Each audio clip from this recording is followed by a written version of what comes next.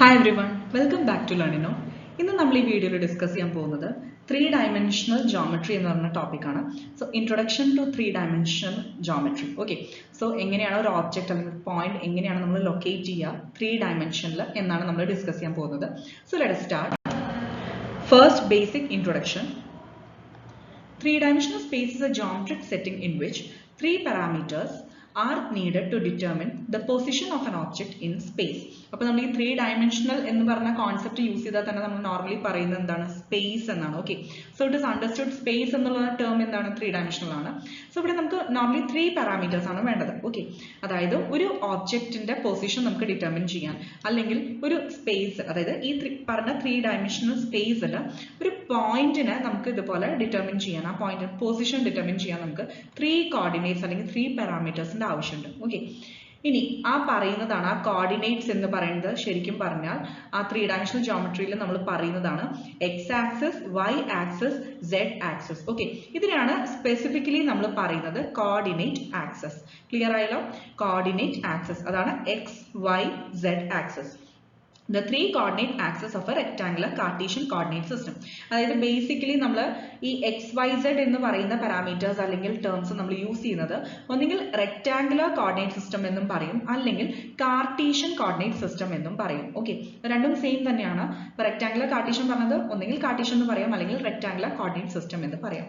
ഇനി ഈ 3 ലൈൻസും, അതായത് എക്സ് ആക്സിസും വൈ ആക്സിസും സെഡ് ആക്സിസും, ഈ 3 ലൈൻസും മ്യൂച്വലി പെർപെൻഡിക്കുലർ ലൈൻസ് ആയിരിക്കും. ഓക്കെ, അങ്ങോട്ടും ഇങ്ങോട്ടും മ്യൂച്വലി പെർപെൻഡിക്കുലർ ലൈൻസ് ആയിരിക്കും. The values of the coordinate axis determine the location of the point in the coordinate plane. അപ്പോൾ നമ്മൾ ആ concerned value of coordinate axis, അതായത് ഇപ്പോൾ എക്സും വൈയും സെഡും, അതാണല്ലോ 3 ആക്സിസും നമ്മൾ പറഞ്ഞത്. അപ്പോൾ ഇതിന്റെ കറസ്പോണ്ടിങ് ആയിട്ട് എക്സ് ആക്സിസിന് കറസ്പോണ്ടിങ് ആയിട്ടുള്ള വാല്യൂ സപ്പോസ് 2 ഉണ്ടെങ്കിൽ, അപ്പോൾ എക്സ് ആക്സിസിൽ ഈ പറഞ്ഞ വാല്യൂ 2 അതായിരിക്കും ശരിക്കും പറഞ്ഞാൽ പോയിന്റിന്റെ location in that particular plane പറയുന്നത്. ഇപ്പോൾ വൈയുടെ 3, അതുപോലെ സെഡിന്റെ 4, അങ്ങനെയാണെങ്കിൽ 2, 3, 4 ഇതായിരിക്കും ആ പെർട്ടിക്കുലർ പോയിന്റിന്റെ പൊസിഷൻ നമ്മൾ പറയുക. അതായത് ആ പോയിന്റിന്റെ പൊസിഷൻ എന്ന് പറയുന്നത് എക്സ് ആക്സിസിൽ 2, വൈ ആക്സിസിൽ 3 ആൻഡ് സെഡ് ആക്സിസിൽ 4, ഇങ്ങനെയാണ് സ്പെസിഫിക്കലി നമ്മൾ പറയാം. Next, coordinate planes. അപ്പോൾ ബേസിക്കലി 3 പ്ലെയിൻസ് ആണുള്ളത്, X Y, Y Z, Z X. ഇതിനെയാണ് നമ്മൾ കോർഡിനേറ്റ് പ്ലെയിൻസ് എന്ന് പറയുന്നത്. അതായത് പെയർ ഓഫ് ആക്സിസ്, അതാണ് കോർഡിനേറ്റ് പ്ലെയിൻസ്. ക്ലിയർ ആയി? അപ്പോൾ എക്സ് വൈ സെഡ് 3 ആക്സിസ് ഉണ്ട് നമ്മൾ പറഞ്ഞു, ഇതിന്റെ കറസ്പോണ്ടിങ് പെയർസ്.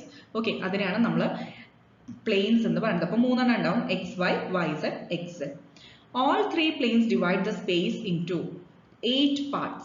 അതിനെയാണ് നമ്മൾ ഒക്ടൻസ് എന്ന് പറയുന്നത്. ഇപ്പൊ ഈ പറഞ്ഞ X Y, Y Z, Z X planes അല്ലേ, നമ്മുടെ 3-dimensional ആ ഒരു സ്പേസിന് 8 പാർട്സ് ആയിട്ട് ഡിവൈഡ് ചെയ്യും.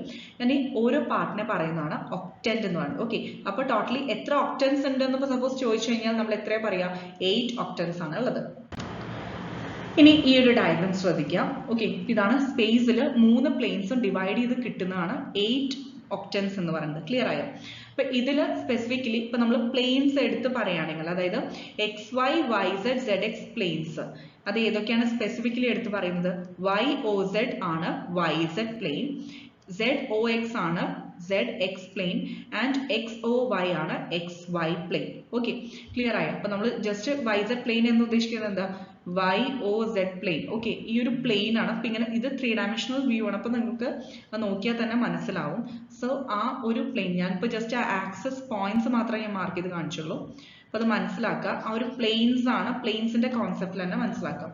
ഇനി ഈ ഓക്ടൻസ്, അതിനെ പറയുന്ന സ്പെസിഫിക് ആയിട്ട് എടുത്ത് പറയുന്ന നെയിംസ് ആണ് ഇവിടെ മെൻഷൻ ചെയ്തിട്ടുള്ളത്. ഇപ്പൊ നമ്മൾ ടോട്ടലി എത്ര 8 ഒക്ടൻസ് ഉണ്ട് എന്ന് പറഞ്ഞു അല്ലെ.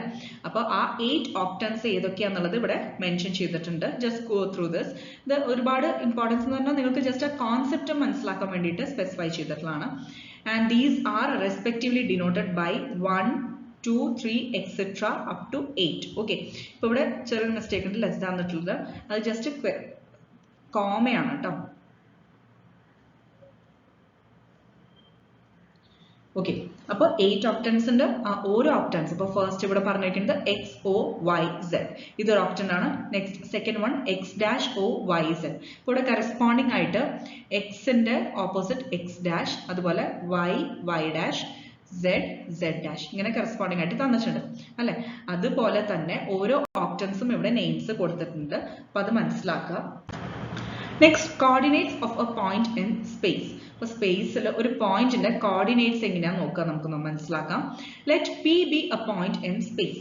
പി എന്ന് പറയുന്നത് ഒരു പോയിന്റ് ആയിട്ട് കൺസിഡർ ചെയ്യാം സ്പേസിൽ. ഈ ഒരു ഡയഗ്രാം ശ്രദ്ധിക്കാം. ഇതിൽ പി എന്ന് പറയുന്ന പോയിന്റ് ആണ് ഇവിടെ മാർക്ക് ചെയ്തിട്ടത്. ഓക്കെ, അപ്പൊ അതിന്റെ കറസ്പോണ്ടിങ് ആയിട്ട് നമുക്ക് ഒ എ, അതായത് എക്സ് ആക്സിസിലുള്ള വാല്യൂ ആണ്. ഒ എ എന്ന് പറയുന്നത് നമ്മൾ എക്സ് ആയിട്ടാണ് എടുത്തിരിക്കുന്നത്. ക്ലിയർ ആയോ? Small letter X. ഇതിപ്പോ X axis, Y axis, Z axis. Okay, ഈ പി എന്ന് പറയുന്ന പോയിന്റിന് കറസ്പോണ്ടിങ് ആയിട്ട് ഇപ്പൊ ഇവിടെ ലൈൻസ് വരച്ച് നിങ്ങൾക്ക് നോക്കിയാൽ തന്നെ മനസ്സിലാവും. ഈ ഗ്രീൻ ലൈൻസ് എന്ന് പറയുന്നത്, ഇപ്പൊ ഗ്രീൻ ലൈനിന്റെ ആ ഒരു വാല്യൂ ആണ് നമ്മൾ സ്മോൾ ലെറ്റർ വൈ ഉദ്ദേശിക്കുന്നത്.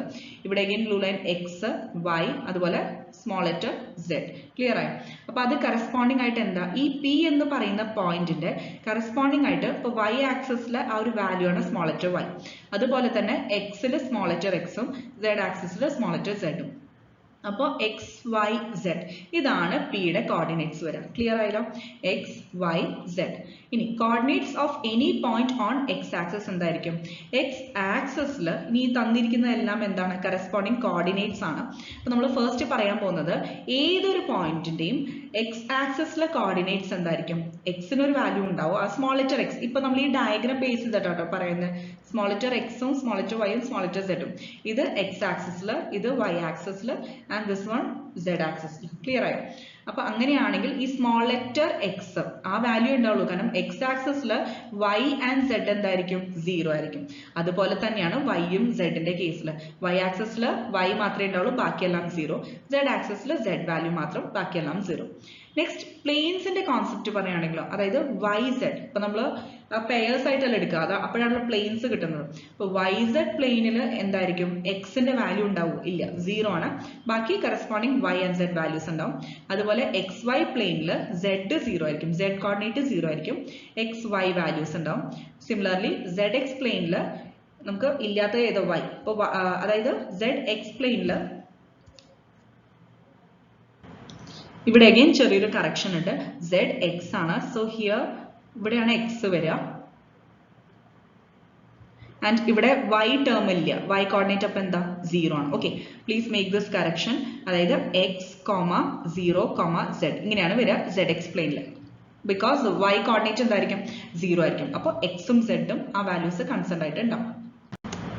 Next coordinates of origin. ഒറിജിന്റെ കോർഡിനേറ്റ്സ് എന്താണ്? 0, 0, 0. ഓക്കെ, എക്സാക്ട്ലി ആ പോയിന്റിൽ എക്സ് വൈ സെഡ് വാല്യൂസ് എന്തായിരിക്കും? 0 ആയിരിക്കും.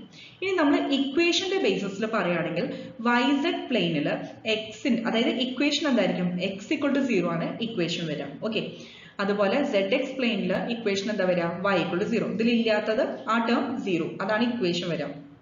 എക്സ് വൈ പ്ലെയിനിൽ സെഡ് ഈക്വൽ ടു 0. അതേപോലെ എക്സ് ആക്സിസിലാണെങ്കിൽ, അതായത് പ്ലെയിനിന്റെ കോൺസെപ്റ്റിലാണ് കറസ്പോണ്ടിങ് ആ വാല്യൂസ് 0 പറഞ്ഞത്.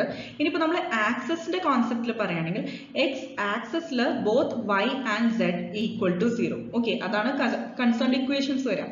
ഇപ്പോൾ വൈ ആക്സസിൽ അതുപോലെ സെഡ് ഈക്വൽ ടു 0 ആയിരിക്കും, എക്സ് ഈക്വൽ ടു 0 ആയിരിക്കും. അതുപോലെ സെഡ് ആക്സസിലോ എക്സ് 0 ആയിരിക്കും, വൈ 0 ആയിരിക്കും. Next signs of coordinates in 8 octants. അപ്പോൾ നമ്മൾ ടോട്ടൽ 8 octants ഉണ്ടെന്ന് പറഞ്ഞു. ഓരോ octantsiലും ഈ പറഞ്ഞ എക്സ് വൈ സെഡിന്റെ വാല്യൂസിന് ഡിഫറെന്റ് സൈൻസ് ആയിരിക്കും. ഓക്കെ, അപ്പോൾ ഈ ടേബിള് കൺസിഡർ ചെയ്യുക, അതായത് ഈ ടേബിൾ നന്നായി അറിഞ്ഞിരിക്കുക. നമുക്ക് ഓരോ octantsiലും എക്സ് വൈ സെഡിന്റെ സൈൻസ് പ്ലസ് മൈനസ് ഉള്ളത് എവിടെയൊക്കെ ചേഞ്ചസ് വരുന്നതെന്നുള്ളത് മനസ്സിലാക്കി വെക്കാം. അപ്പോൾ ഫസ്റ്റ് octantil നമുക്ക് എല്ലാം വാല്യൂസും പോസിറ്റീവ് ആണ്, അതായത് എക്സ് വൈ സെഡ് വാല്യൂസ് എല്ലാം പോസിറ്റീവ് ആയിരിക്കും. സെക്കൻഡില് X negative, both Y and Z are positive. തേർഡില് X and Y are negative, Z is positive. ഫോർത്തില് ഇതേപോലെ എക്സ് ആൻഡ് സെഡ് പോസിറ്റീവ് ആണ്, വൈ നെഗറ്റീവ് ആണ്. ഫിഫ്തില് X and Y positive, Z is negative. Next സിക്സ്തില് എക്സും സെഡും നെഗറ്റീവ് ആണ്, ദെൻ വൈ ഇസ് പോസിറ്റീവ്. ഇനി അതുപോലെ സെവൻത്തില് all are negative. And last one എയ്ത്തിൽ എന്താ? എക്സ് പോസിറ്റീവ് ആണ്, വൈ ആൻഡ് സെഡ് എന്താ? നെഗറ്റീവ് ആണ്. Okay, next distance between 2 points. ഇപ്പൊ നമ്മൾ പോയിന്റ്സിന്റെ കോൺസെപ്റ്റ് പറഞ്ഞു, സ്പേസിൽ എങ്ങനെയാണ് കോർഡിനേറ്റ്സിന്റെ ടേംസിൽ മെൻഷൻ ചെയ്യാന്നും പറഞ്ഞു അല്ലെ. അപ്പോൾ ഇവിടെ ഇനി 2 പോയിന്റ്സ് ഉണ്ടെങ്കിൽ ആ 2 പോയിന്റ്സിന്റെ ഇടയിലുള്ള ഡിസ്റ്റൻസ് കണ്ടുപിടിക്കാനുള്ള ഫോർമുല ഉണ്ട്. That is let P B x1 y1 z1. അതായത് ഇപ്പൊ എക്സ് വൈ സെഡ് ആണല്ലോ 3 dimensional സ്പേസ്. സോ അതിന്റെ കറസ്പോണ്ടിങ് പിയുടെ കോർഡിനേറ്റ്സ് ആണ് x1 y1 z1. നമ്മൾ ജനറൽ ആയിട്ട് എടുക്കുകയാണ്. അതേപോലെ Q എന്താ x2 y2 z2. അങ്ങനെയാണെങ്കിൽ P ആൻഡ് Q തമ്മിലുള്ള ഡിസ്റ്റൻസ് കണ്ടുപിടിക്കാനുള്ള ഫോർമുലയാണ്, വളരെ ഇമ്പോർട്ടന്റ് ആണ്. Square root of x2 minus x1 whole square plus y2 minus y1 whole square plus z2 minus z1 whole square. So actually ഈ ഒരു ഡിഫറൻസിന്റെ squares അതാണ് ഓരോ ടേംസ് വരിക, എന്നിട്ട് ആഡ് ചെയ്യുക, സ്ക്വയർ റൂട്ട് എടുക്കുക. ക്ലിയർ ആയല്ലോ?